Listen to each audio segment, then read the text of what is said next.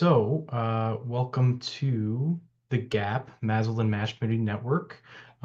This is a program sponsored by Magical Pharmaceuticals to help educate on some basics of steatotic liver disease, specifically metabolic dysfunction associated steatotic liver disease. So we will get into that. There we go. So yeah, this is me. My name is Scott Springer. I'm a physician assistant working at Erie County Medical Center in Buffalo, New York. The practice setting that I work in is an outpatient hepatology clinic. So we see the very broad spectrum of acute and chronic liver disease.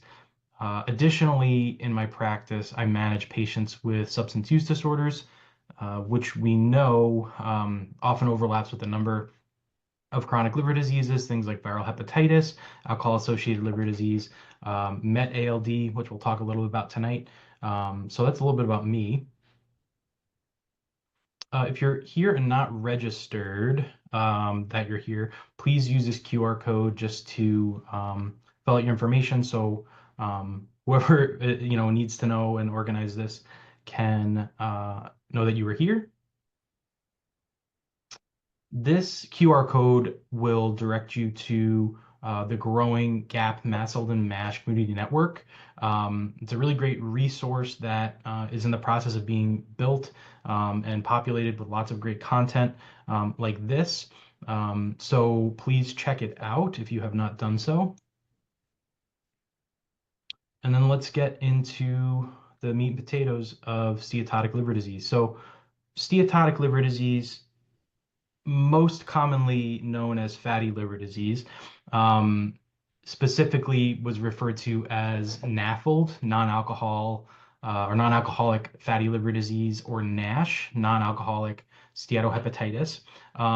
However, as of the fall of 2023, there's been a worldwide consensus essentially to change the name and brand of fatty liver disease to steatotic liver disease. So the new nomenclature, it's all under SLD or steatotic liver disease rather than fatty liver disease.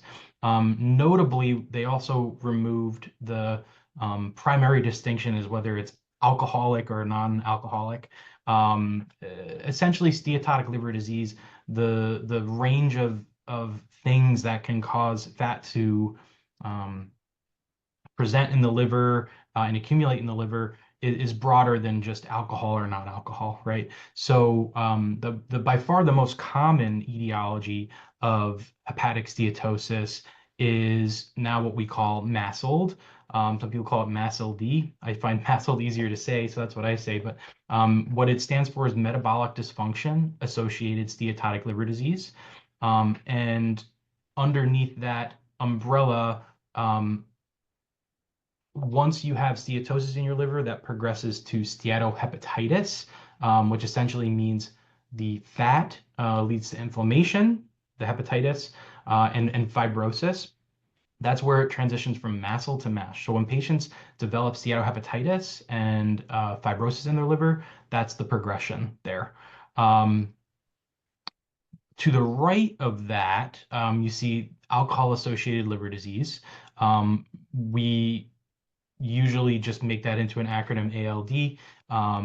Alcohol-associated liver disease is a spectrum of liver disease associated with alcohol use, but alcohol is also a well-known etiology, and alcohol use is a well-known etiology of hepatic steatosis. Okay, so on one end of the common etiologies of steatosis, you have metabolic dysfunction, on the other, alcohol, and then in the middle here we have this kind of overlap. And a lot of our patients actually kind of live in this overlap. I would say more often than not, our patients are in this combined MetALD category than they are in only one or the other. Many patients with alcohol use disorder and alcohol-associated liver disease also have at least one other cardiometabolic risk factor. And similarly with patients who are predominantly metabolic dysfunction associated in their hepatic steatosis, many Americans and people around the world use alcohol, and many also kind of creep up on risky quantities of alcohol use. So this MetALD category kind of provides a spectrum of use. So patients can be classified as having both metabolic dysfunction and alcohol associated with their steatotic liver disease. But based off of their weekly alcohol consumption or daily alcohol consumption, we could say which process is probably predominant. Okay. So where you see the weekly alcohol take in grams, important to note that a standard drink is about 14 grams of alcohol. So weekly alcohol take, the 140 is for women, so that's 10 drinks a week. The 210 is for men, so it's 15 drinks a week. Once you're getting above those thresholds, you are progressing from MASLD to MET-ALD. On the other end of the spectrum, you have 350 grams of alcohol a week or 420 for men. Once you pass that threshold, you're firmly in the alcohol-associated liver disease. What's nice about the MET-ALD is it provides us more of like a dynamic understanding of what's going on with our patients. We know that things like metabolic dysfunction, body mass, alcohol use patterns are not static. They fluctuate with our patients over their lifespan, over events that occur in their life. So this gives it a more dynamic approach and understanding so that we can kind of recharacterize what's driving our patient's liver injury as things change. On the far right side, we have specific etiology, steatotic liver disease, or cryptogenic steatotic liver disease. Under the specific etiologies, we have things like drug-induced liver injury. DILI, a lot of the time, can put fat in the liver. You have monogenic diseases. Most commonly, the ones that we see in the liver world are things like Wilson disease or hereditary hemochromatosis. Those can also put fat in the liver. And then there's this miscellaneous category, can include things like viral hepatitis, hepatitis C, specifically genotype 3 is associated with development of hepatic steatosis in absence of other etiologies of steatosis. Also things like celiac disease, actually quite common to have aminotransferase elevations in patients with celiac disease as well as hepatic steatosis, or also things like parenteral nutrition or malnutrition can also put fat in the liver, ironically. And then if we can't figure out what is causing the steatosis, we would call that steatotic liver disease. Overall, it's important to understand that yes, while most often patients have fat in the liver from metabolic dysfunction or alcohol use, it's important for us to do our due diligence and rule out other potential causes because even if they're not common, we don't want to misdiagnose our patients. So look at steatotic liver disease, MASLD and MASH as a diagnosis of exclusion. So I went over a lot of this in the previous slide. On the left side, as far as differentiating what is the etiology of this hepatic steatosis. The new information on this slide is on the right-hand side. These are the cardiometabolic criteria and risk factors. So if a patient is shown to have hepatic steatosis on abdominal imaging, on transient elastography, and they also meet at least one of these criteria, they can be qualified. As long as we rule out other potential etiologies, we can qualify them as having MASLD or MASH. Okay. Specifically, what are we looking at? We're looking at the patient's BMI. We're looking at fasting serum glucose, prediabetes or diabetes, or on medication for either of those. Hypertension, a blood pressure over or equal to 130/85, or on antihypertensive therapy. Plasma triglycerides, greater than 1.7 millimoles per liter, or on lipid-lowering treatment, as well as plasma HDL or cholesterol less than 1 millimole per liter, 40 milligrams per deciliter for males, or 1.3 millimoles or 50 milligrams per deciliter for females, or on lipid-lowering treatment. A lot of times you'll find these patients, you'll just look at their med list, and that makes it easy enough to diagnose them with this, okay? The pediatric criteria are a little bit different. I do not work with peds personally, but you'll see the specifics listed there because they vary a little bit from the adult criteria. So how does this change things, the shift from non-alcoholic fatty liver to metabolic dysfunction associated steatotic liver? Essentially, in most ways, this is truly just a nomenclature change. There is essentially or virtually 100% overlap between the MASLD defined population and the population that has historically been NAFLD defined. The treatment guidelines and recommendations carry over from the previous nomenclature. And our understanding, since the nomenclature change, our understanding of the natural history and utilizing biomarkers and understanding the patients and the pathology, they're applicable between both, named disease states. So in practice, the biggest change that really is coming with this is just kind of educating our patients on the nomenclature change, and kind of helping give them some understanding of what it means. And I think patients are receptive to the nomenclature change. Metabolic dysfunction associated steatotic liver disease at first is a mouthful for them to understand, but because it's putting it in terms of metabolic dysfunction rather than alcohol use, it helps you really delve in a little bit closer into what the true cause of this patient's liver disease is. Identify the specific things that they're struggling with, things that aren't being managed ideally that we need to work on. So I think overall, in my experience, it's been a welcome change.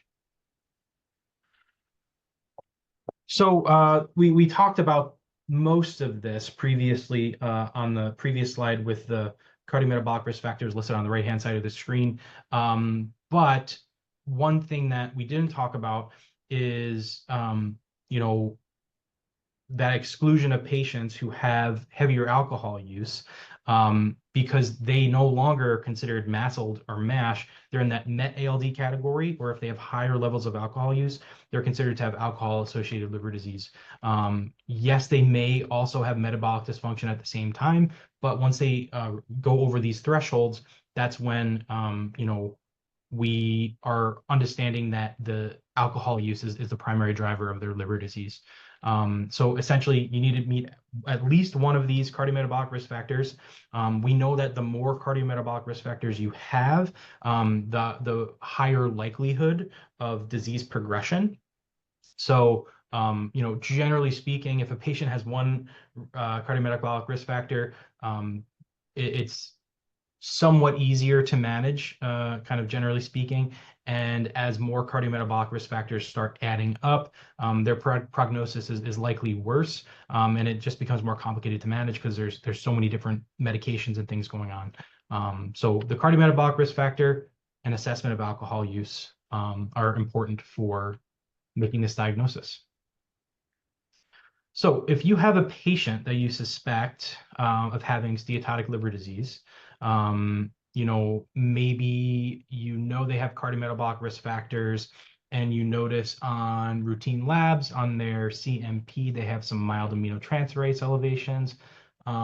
Maybe you have abdominal imaging once you saw the aminotransferases, or incidentally they got abdominal scan for some other reason, and you see there's some hepatic steatosis. What do you do? So the recommendation for primary care providers, as far as risk stratifying these patients, is first you want to use a FIB-4 calculation, a fibrosis 4. This is a calculation that assesses the patient's age, their aminotransferase levels, and their platelet count. And what it does is it's quite good in certain age demographics at ruling out advanced fibrosis. So that's what it's really helpful for. There are some blind spots to it. Patients at extremes of age, less than 35 or over 65, it's not as well validated in those patients, but it's still recommended to use this FIB-4 score as a first-line risk assessment, okay? So when you calculate the FIB-4, it's on MD Calc. I do it on my phone with the app. Is the FIB-4 score greater than or equal to 1.3? If the answer to that question is no, these patients are considered low risk, okay? So the recommendation is you want to reassess their risk with FIB-4 every 1 to 2 years if they have type 2 diabetes, or they're pre-diabetic, or they have 2 or more cardiometabolic risk factors. If the patient doesn't have diabetes or less than 2 metabolic risk factors, like those rare patients, the recommendation is every 2 to 3 years for reassessment, okay? However, if the FIB-4 is greater than or equal to 1.3, then we need to do some other sort of non-invasive testing. Okay. The two types of non-invasive testing that are referenced here, you'll see VCTE. That is transient elastography. Essentially, it's a most commonly it's used with ultrasonography, where it essentially uses a probe that sends vibrations through the liver. The patient can literally feel the probe vibrating on their abdomen, and it helps us assess how stiff the liver is. And it measures that in a unit called kilopascals. Okay, so when you do a fibroscan, you could also do magnetic resonance based elastography.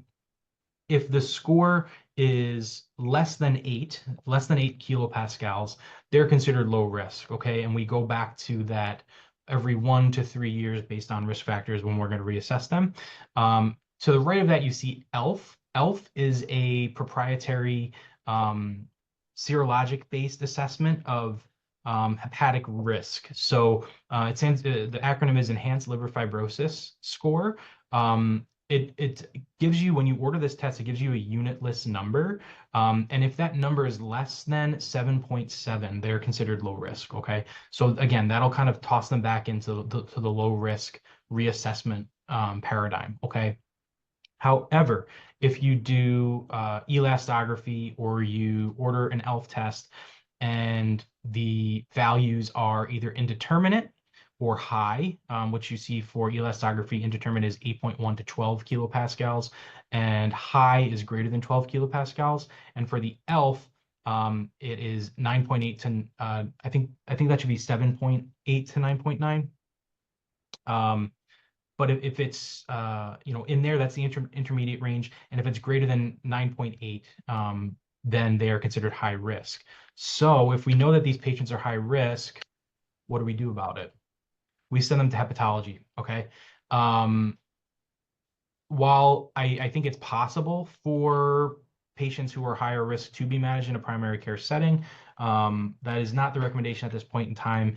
Hepatology likely will be able to more fully assess what's causing this steatosis, and get the full liver workup in a way that a primary care physician may not be able to, or just have in their repertoire of what they know how to do. So high risk patients, the recommendation is refer to specialized GI or hepatology care. Okay.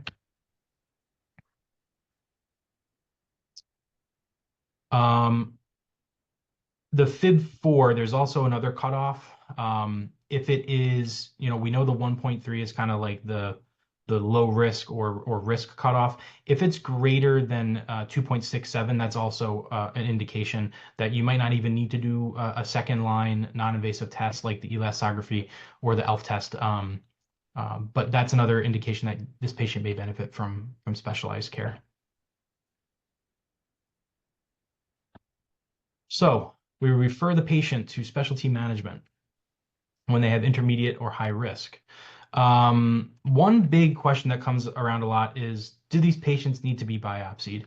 I would say the vast majority of our patients do not need to be biopsied.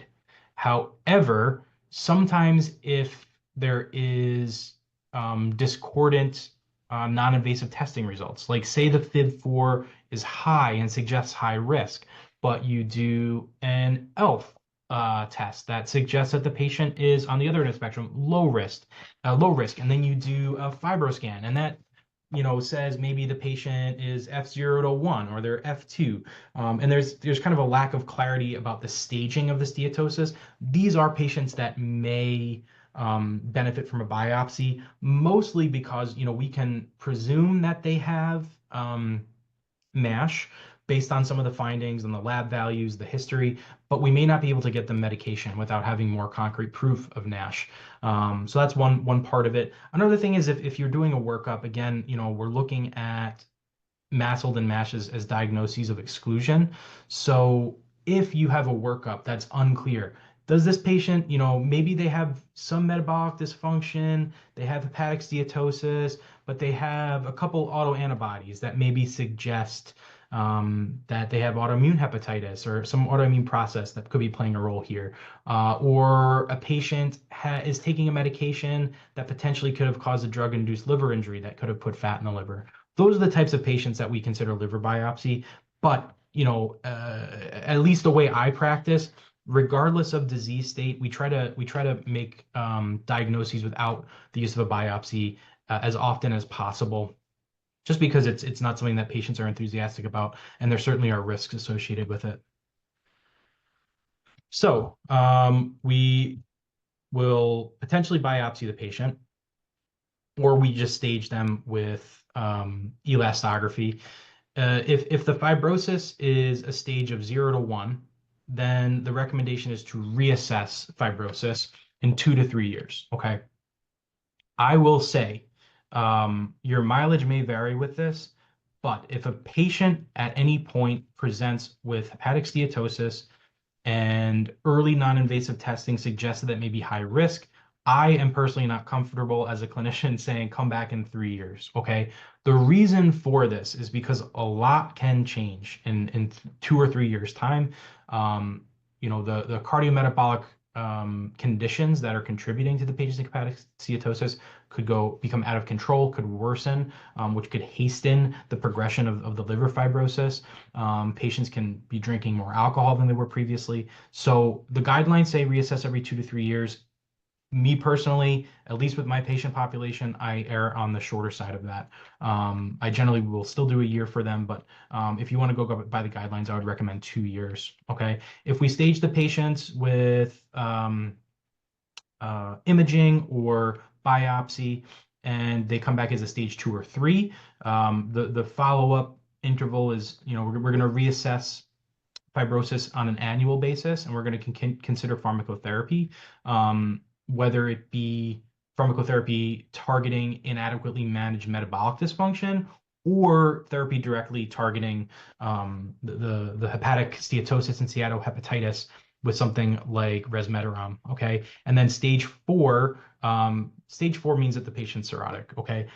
Uh, Sometimes I'm not fully comfortable making a cirrhosis diagnosis off of non-invasive testing, but the longer you work with patients with borderline fibrotic and cirrhotic changes, you see how they present, you see their labs, you can get a pretty good estimation of who truly is cirrhotic or not.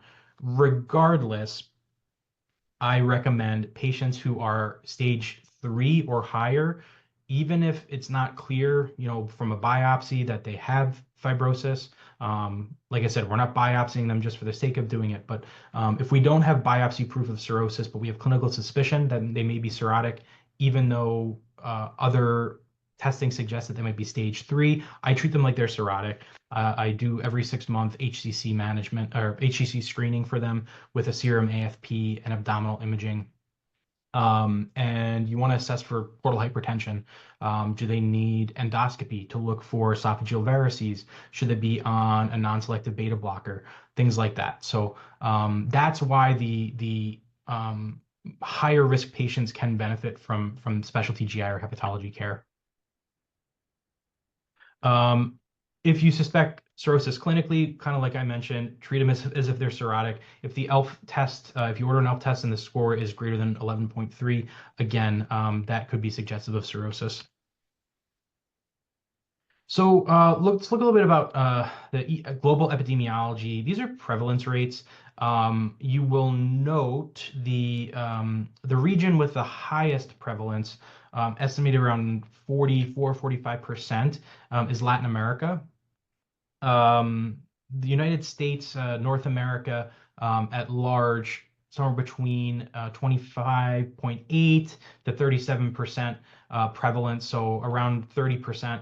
I think these numbers are, I understand these are statistics, but at least where I am, I think the prevalence in Buffalo, New York is a bit higher. And I'm sure it varies geographically in these larger geographic regions, but essentially the things to take away is prevalence is increasing globally. Certain regions are more heavily impacted for a number of reasons, genetic differences, social and cultural differences, diet.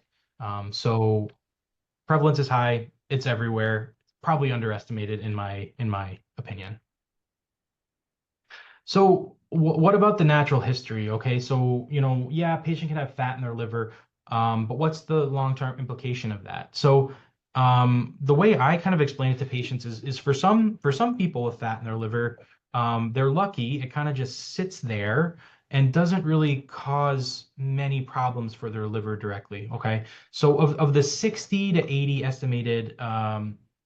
million estimated Americans with MASLD, there's an estimated 15 to 20 million with MASH, meaning that they've developed fibrosis related to their hepatic steatosis. So that's about a quarter of these patients. So about a quarter of people who have hepatic steatosis will progress to developing fibrosis. Okay, the rate of fibrosis progression, it's estimated that most people will progress from, no fibrosis to F1 to F2 to F3. They'll make a jump every 7 years. But a subset of patients, somewhere around 1 in 5 patients, are characterized as fast progressors, meaning that they can potentially develop cirrhosis from their steatosis in as little as 10 years. So that's again why I am a little bit cautious with being like, this is something we could put off for 3 years. Because if that patient, is likely to be a fast progressor, it might be something we don't know. There's probably no way of knowing at this point in time, as far as genetic testing that may predispose them, other things that may come in their life that may hasten this process. So, yeah, it's certainly concerning how quickly this can progress. Okay. But 20 to 30% over the course of 3 years will progress to any stage of fibrosis. Beyond that, 20% will progress to stage three in 2 more years. Those are the fast progressors. Once you have cirrhosis, the risk for adverse liver outcomes is quite high. So, if 1 to 2 million of these Americans affected by MASLD develop cirrhosis, they are at risk for developing hepatocellular carcinoma. They're at risk for developing acute on chronic liver failure, requiring liver transplant or liver death. So, patients who have cirrhosis, somewhere between 30 and 40% of them will die of their liver disease. So, managing this effectively earlier on is extremely impactful, and we have the tools to do that. This is another way of kind of visualizing the progression from a normal, healthy, non-steatotic liver through a steatotic liver without steatohepatitis, to a steatohepatitis liver, to a cirrhotic liver, to a liver that potentially can develop HCC. Okay, so you'll see in these arrows, we have things like obesity, diabetes, metabolic syndrome, alcohol use. To the left, we have some implicated genes that are associated with progression of hepatic steatosis to MASLD. The PNPLA3 is kind of like the most cited one, and with the most research being done. But all of these things will potentially hasten the progression. Another thing to note is we understand that there is alteration in the gut microbiome and bile acid axis with hepatic steatosis. So it leads to a decrease in microbial diversity, higher enterobacterial and streptococcus and Veillonella populations, and a shift towards more gram-negative microbes. The implications of this, not fully clear at this point in time, but we do know that like the gut biome interaction with liver health and GI health and overall health is significant. So this is going to be an area of further investigation, and I imagine intervention in the future once we get more understanding of it.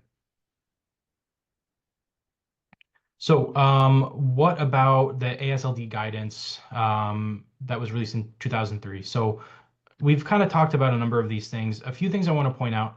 Again, MASH and F2 to F4 fibrosis.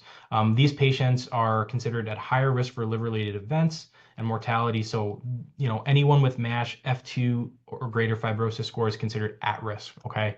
The rates of fibrosis progression and decompensation depend on baseline disease severity, genetic factors, individual environmental factors, and comorbid disease determinants, some of which we touched upon.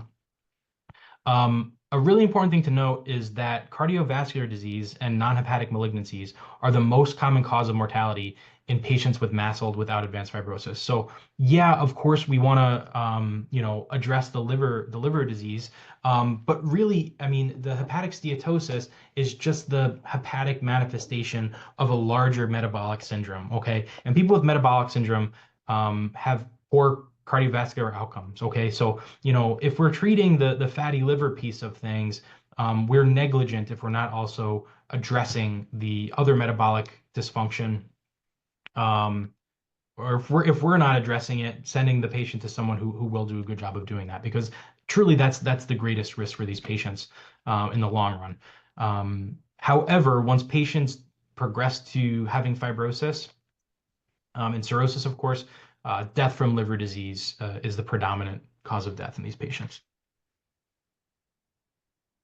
So go over a little case study here.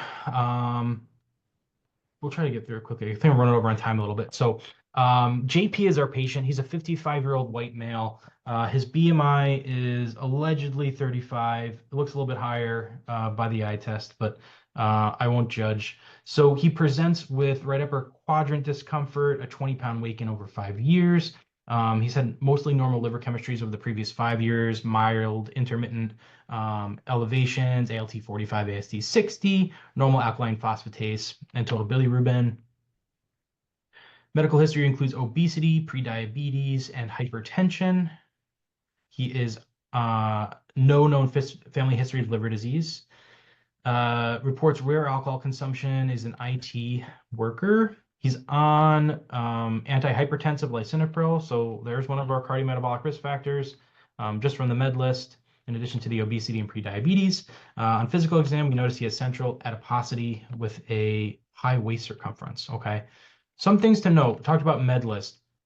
There are medications associated with hepatic steatosis, specifically amiodarone, methotrexate, tamoxifen, 5-FU steroids, valproic acid, and antiretrovirals. The one we see most commonly, at least in my practice, is corticosteroids when we have patients on, prednisone for management of autoimmune hepatitis. If we do a fibroscan on them after a year, they might have some fat there that wasn't there previously. But know that there are steatogenic medications that patients may be on. We talked a little bit about additional etiologies of the hepatic steatosis, hepatitis C, the monogenic diseases, but there's a number of other things.